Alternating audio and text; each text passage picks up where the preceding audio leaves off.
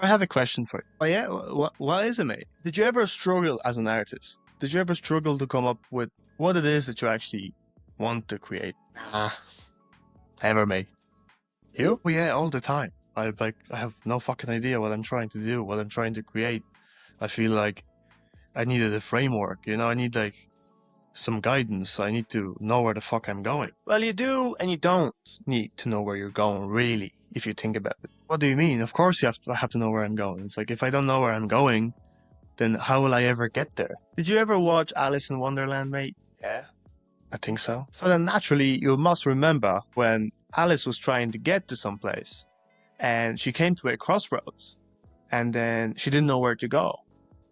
And the rabbit asked her, which way are we going? And she said, I don't know, because I don't know where I want to go. And then the rabbit goes, well, if you don't know where you want to go, then any way will take you there. So you're still going to end up in some place. You're just not going to know where you're going to end up. And sometimes not knowing is the most beautiful part about it, man. I just find that terrifying. I think it's like, how am I ever going to aspire to be the person that I want to be if I don't even know where I'm going?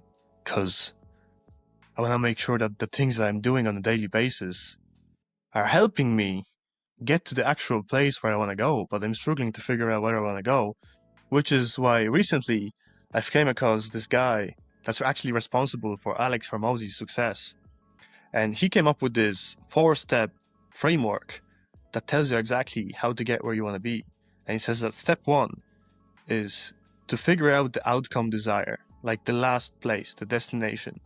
And then once you have that, you can say, well, what do we have to be known for in order to get there? And then the step 3 would be, well, if I want to be known for that, what do I have to do in order to be known for that thing? And then step number 4 is just learning all the things you have to learn in order to be able to do the things that you have to do in order to be known for the things so that you can get to the desired outcome.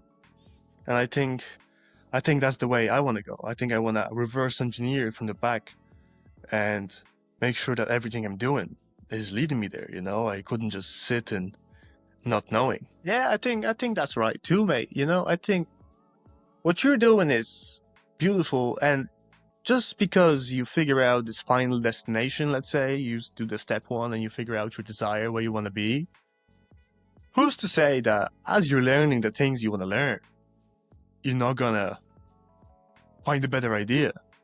And then what you're gonna do, you're gonna feel like you're abandoning your original plan and you're gonna feel guilty for not being able to stick to the things you want to stick. Yeah, you know, I never thought about that. I think if you plan it out, then everything is gonna go according to plan. Right? Mate, even the Titanic was planning on getting to the destination. And we all know how that went.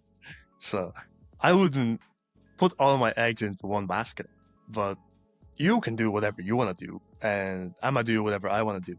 See, I prefer Rick Rubin's advice, which is that you should never limit yourself to saying, this is what I want to make. You know, you can want to make something that hasn't existed yet. Then you don't know what that thing is. And you can only figure that out when it comes to you.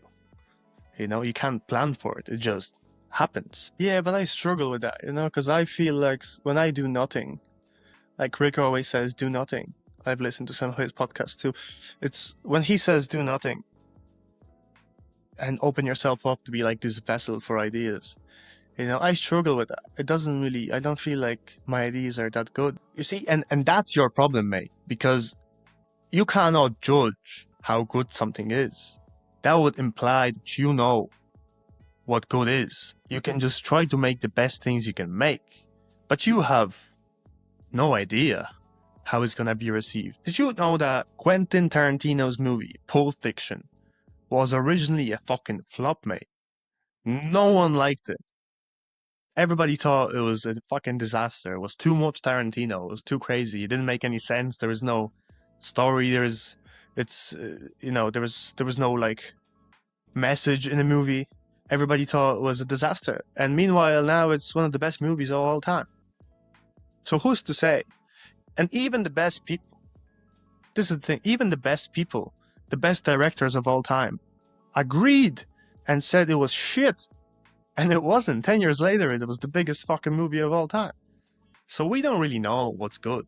You can think that you know everything, mate, but I think we don't really know, you know? I feel like I know what's good, but maybe I don't. So maybe I will roughly estimate what I want to do, and if something better comes up, I'll do what nature does and just adapt. And as long as I continue doing it, because I love it, and still kind of plan so that I can position myself better within the industry of what I'm doing, again, I guess we'll see.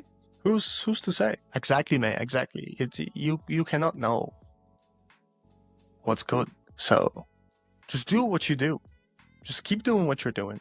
And as long as you don't doubt yourself ever, I mean all the time, and just do the thing that you said you would do, or do something else, then you'll be fine.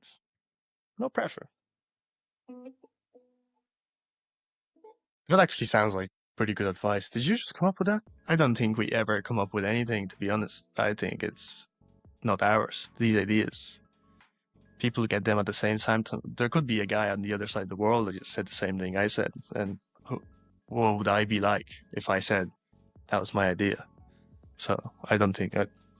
Why? Why you ask? Oh, no reason.